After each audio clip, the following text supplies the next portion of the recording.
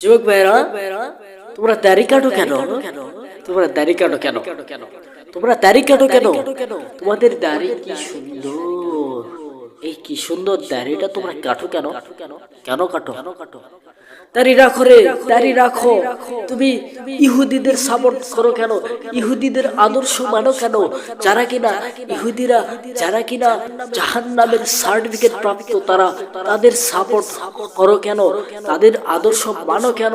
তোমরা আদর্শ মানবা মুহাম্মাদুর রাসূলুল্লাহ সাল্লাল্লাহু আলাইহি ওয়াসাল্লামের। আল্লাহর কাছে তুমি নাফরমান। তুমি এই যে দাড়ি আমি আল্লাহ তোমাকে দিতেছি, তুমি ছেটে ছেটে ফেলে দিচ্ছ। তুমি দাড়ি কাটিং করে ফেলতেছ, তুমি দাড়ির যে এরকম ছেটে ফেলে দিচ্ছ।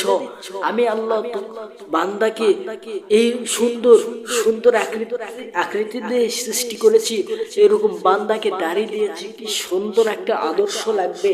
আর আমাদের আদর্শ হওয়া লাগবে মুহাম্মাদুর রাসূলুল্লাহ সাল্লাল্লাহু আলাইহি ওয়াসাল্লামের মতো। আমাদের যুবকদের আদর্শ হয় কেন এই ইহুদিদের মতো?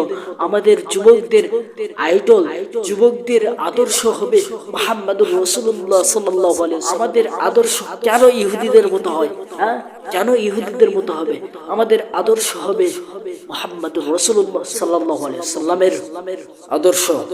ঠিক কাটো কেন যুবক? তুমি দাড়ি কাটো কেন?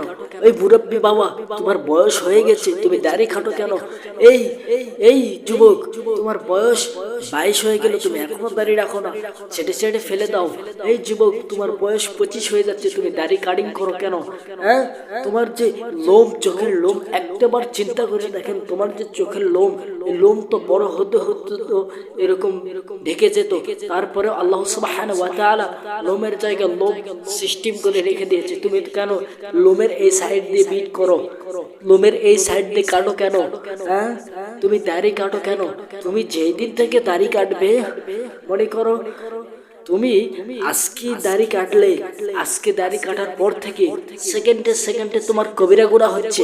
তুমি একবারও ভাবলে না যে গুনাহ হচ্ছে, দাড়ি কাটলে গুনাহ হচ্ছে, কবিরা গুনাহ, সেকেন্ডে সেকেন্ডে গুনাহ হচ্ছে। যতদিন আজকে দাড়ি কাটতেছেন, দাড়ি কাটার পরে সেকেন্ডে সেকেন্ডে আপনার কবিরা গুনাহ হচ্ছে। যেই না দাড়ি বড় হওয়া পর্যন্ত, যেই না এই আজকে কাটলেন, কাটার পর সেকেন্ডে সেকেন্ডে কবিরা গুনাহ হচ্ছে। আবার যখন দাড়ি বড় হবে, তখন আবার গুনাহ আর হবে না। তো এখান থেকে শিক্ষণীয় বিষয় হলো দাড়ি কাটা যাবে না। যুবক ভাইরা, দাড়ি কাটা যাবে না। এই যুবক, তুমি কার সাপোর্ট করো? তুমি কার সাপোর্ট করো? হ্যাঁ, তুমি ইহুদিদের সাপোর্ট করো কেন? তুমি ব্রাজিলের সাপোর্ট করো কেন? তুমি মেসির সাপোর্ট করো কেন? তুমি ওদের দেশের, ইহুদি দেশের সাপোর্ট করো কেন? তুমি চুলের এই সাইড কাটো, এই সাইড কাটো, বিট করো কেন? চুলের এরকম তাদের ইহুদিদের কালচার নিয়ে, কৃষ্টি কালচার নিয়ে তুমি চলো কেন? তুমি তাদেরকে সাপোর্ট করো কেন?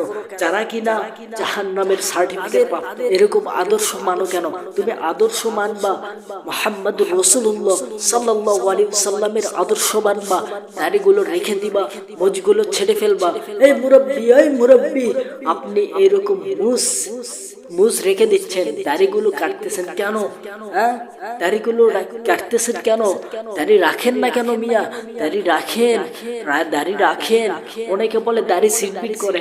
এই যুবক ভাইয়েরা, এই পৃথিবীর মানুষেরা, তোমরা শুনে রাখো, আমি তোমাদেরকে বলি, মহিলা পুরুষ কারা তোমরা চিনো? মহিলা পুরুষ তারা যাদের মুখে দাড়ি নেই, তারা। তখন ঠিক আপনারা শুনে রাখেন, আপনার স্বামী দাড়ি রাখে না, আপনার স্বামীকে তাগিদ দিতে পারো না? আপনার স্বামী যখন দাড়ি রাখে না, এরকম কেমন জানি লাগে। মহিলা মহিলা একসাথে শুয়ে আছে, কেমন লাগে? কেমনটা লাগে? আপনার স্বামী যেদিন থেকে দাড়ি রাখবে, এক মহিলা বর্ণনা করছে যে আমার স্বামী মুখে দাড়ি আছে, আমরা বাসর রাতে যে এরকম মানে বাসর করার সময় এরকম একসাথে যখন সহবাস করি, ওই সময় আমার স্বামীর যে দাড়ির যে এরকম চুলগুলো থাকে, এই চুলগুলো আমার গালে গায়ে যখন থেকে তখন অনেক সুন্দর একটা ভালো লাগে, অনুভূতি ভালো লাগে। আমি একটা পুরুষের সাথে আছি, দাড়ি রাখলে সিংহের মতো লাগে। তুমি দাড়ি রাখো না কেন? তুমি যুবক, তুমি দাড়ি রাখো না কেন? দাড়ি কাটবা কেন? তুমি আদর্শ মানবা, মুহাম্মদ রাসূলুল্লাহ সাল্লাল্লাহু আলাইহি সাল্লামের আদর্শ মানবা। তুমি কেন এরকম ইহুদিদের আদর্শ মানো, হ্যাঁ, যারা কিনা জাহান্নামের সার্টিফিকেট প্রাপ্ত?